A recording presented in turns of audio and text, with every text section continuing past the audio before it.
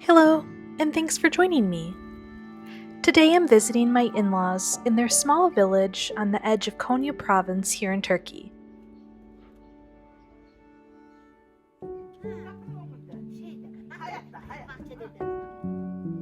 It's a rural place, the kind where people have left over the years, with younger generations moving away to larger towns and cities, leaving behind a much quieter pace of life.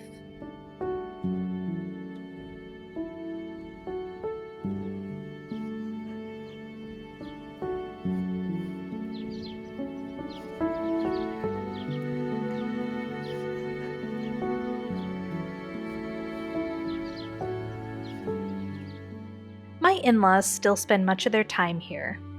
It's where they both grew up, and despite all of the changes that have taken place over the years, it's where they feel comfortable. For most, this little village is just a blip on the map, on the way to more popular places like Konya or Antalya, but for them, it's at the heart of who they are.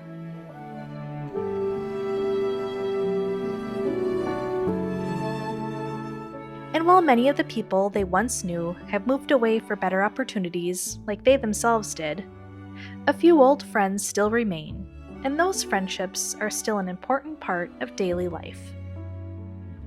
Their neighbor is one of those friends and often stops by for a visit. And this morning, my mother-in-law and I joined her for a walk through the village. It's something they like to do not for the exercise, but for the chance to catch up, forage for some wild greens, and check what's new in the village.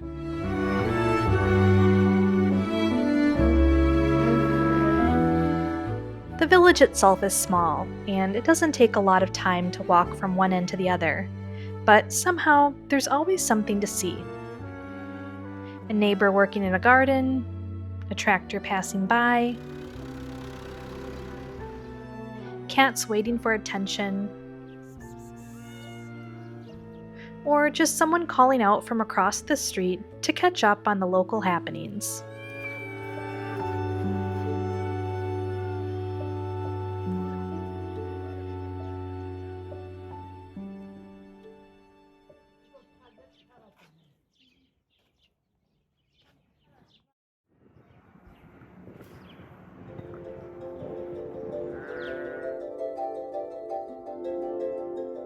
Later on, we stopped by another neighbor's house where a group of women had gathered to make guzme together.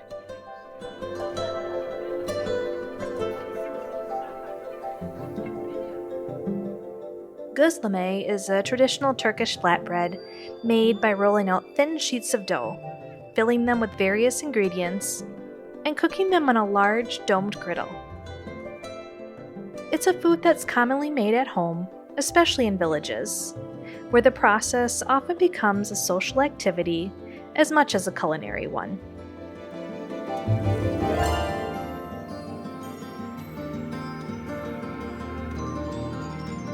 On this particular day, 2 different fillings had been prepared.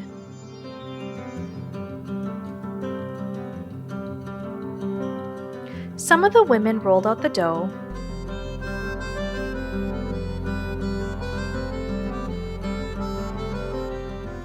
others added the fillings, and others cooked the guzleme on the griddle and carefully turned them as they browned.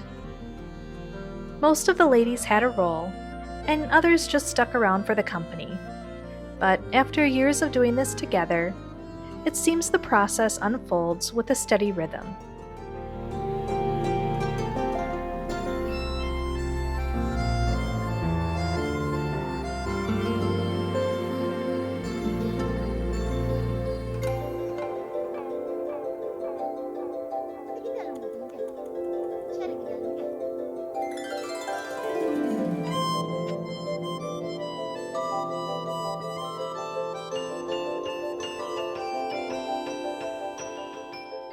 Near the end, each lady took a few guzleme back home with them, but before leaving, plenty of tea was shared.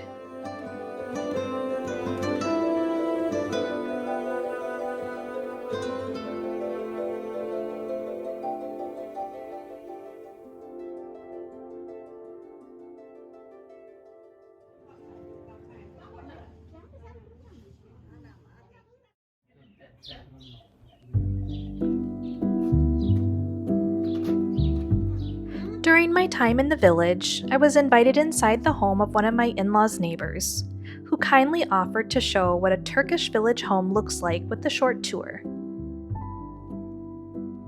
Like so many homes in the village, this one has slowly been added to over the years and is shaped more by daily life than by any particular design or aesthetic choice.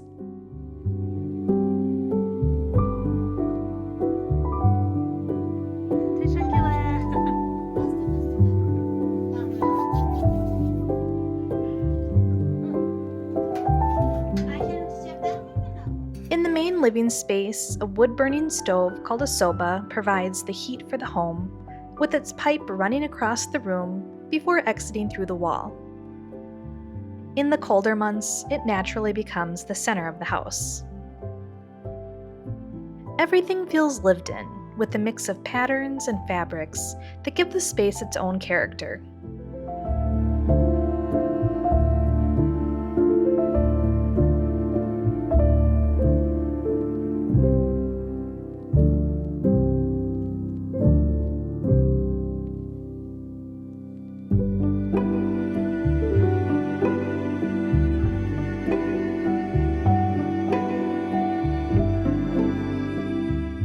In the kitchen, the window looks straight out onto the street, so even from inside, there's a constant sense of what's happening outside.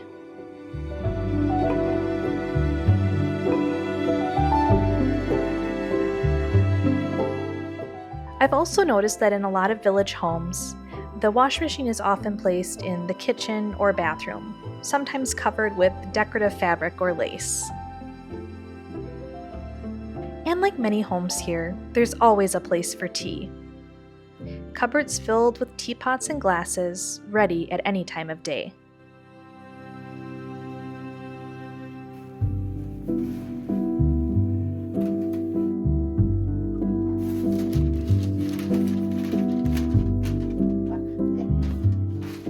We then headed upstairs, where the house opens into a series of smaller rooms. Traditionally, homes like this were more communal, with extended families often living together under one roof. Today, these upper rooms are used in different ways, as guest spaces, storage, or, in this case, a quiet room where she works on her sewing projects.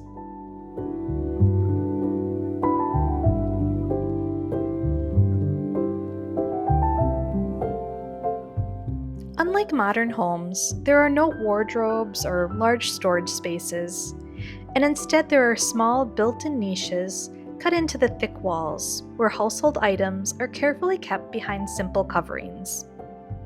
One of the most interesting details was finding old belongings stored carefully, including a radio that her late husband had bought many years ago while working abroad, and it was still kept neatly as part of the home.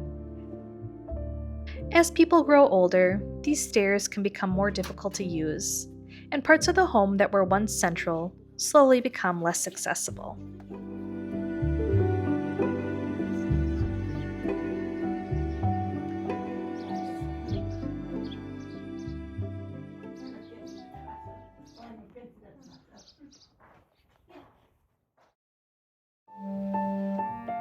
Back on the main floor, we stepped out into a space that serves as a utility area. Here, the sort of tasks you don't want to make a mess in your home can be done.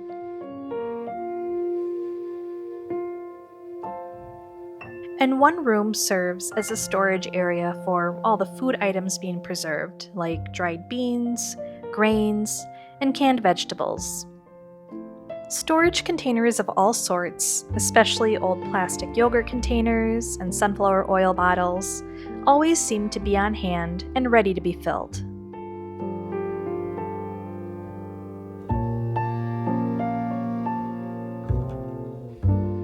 From this area, the house opens into a small courtyard surrounded by different parts of the property. In the center, there's a simple space for a little garden, and above it, a pergola that will later be covered in grapevines.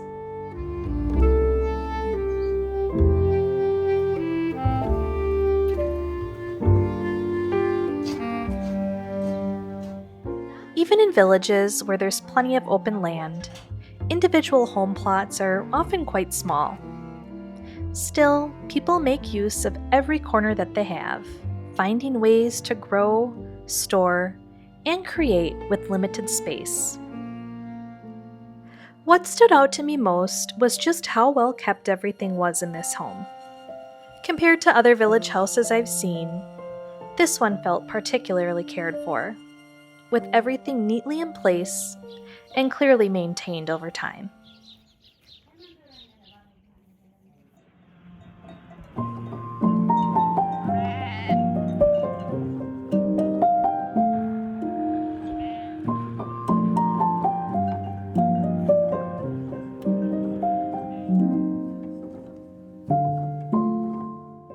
In the afternoon, we headed out for a short walk to my husband's aunt's village home to check on her garden.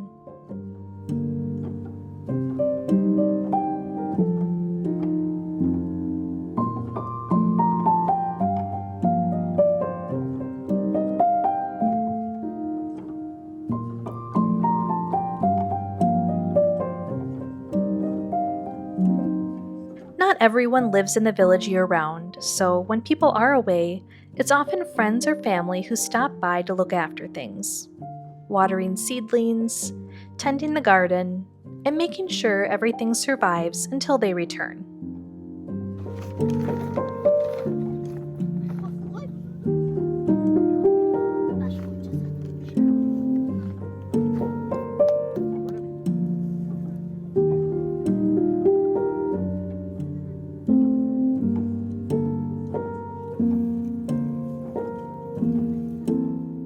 As the day began to slow down, a nearby farmer was guiding his sheep back toward their pens for the evening, and I couldn't help but pause to watch them pass.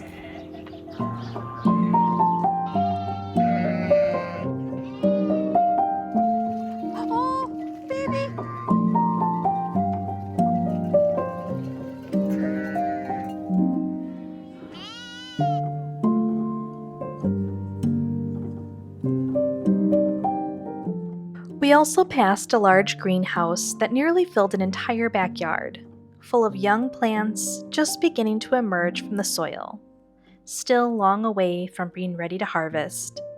But then again, good things take time.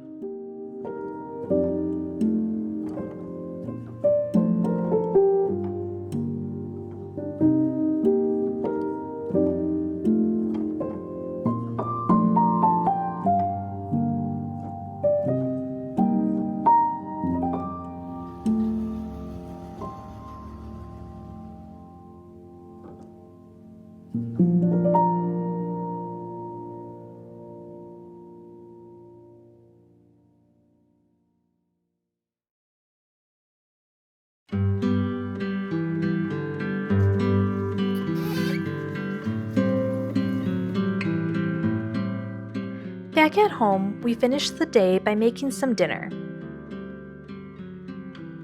My mother-in-law prepared kufta, one of my favorite Turkish dishes, especially when it's homemade. I sort of think of it as a cross between meatloaf and sliders, but of course there are so many variations.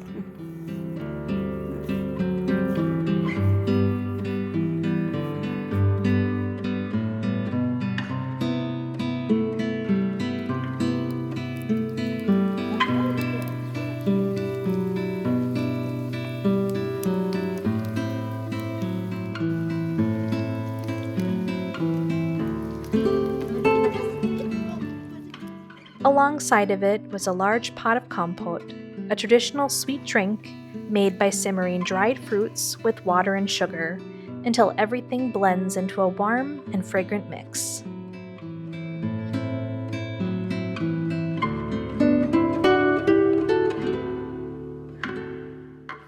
The meal wasn't complex or overly large by my mother-in-law's standards, but still was very filling.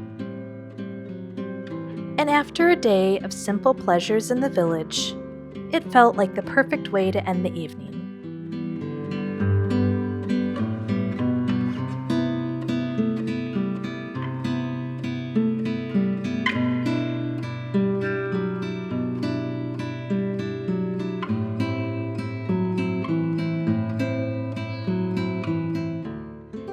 so much for taking the time to watch this little video. I really appreciate it. And if you'd like to see more from my perspective as an American living in Turkey, please consider subscribing to my YouTube channel and giving this video a thumbs up. Until next time, thanks!